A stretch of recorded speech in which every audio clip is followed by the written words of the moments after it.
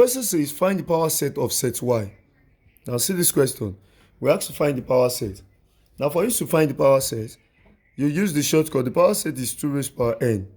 So which will be 2 raised power n means the number of cardinality, the number of elements in this set.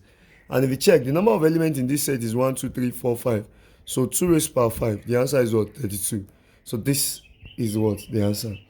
Now, at the comment section, if you have set A to be all English consonants, all English consonants, I want to see the person that will get it.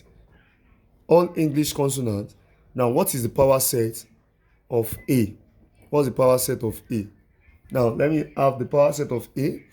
If set A is all English consonants, and don't forget, you have to know the numbers of what? Of English consonants. It will not be 2 raised power that number of English consonants, which is the answer. Let me have the answer at the comment section. Like, comment, and subscribe for more videos. Thank you very much. God bless you.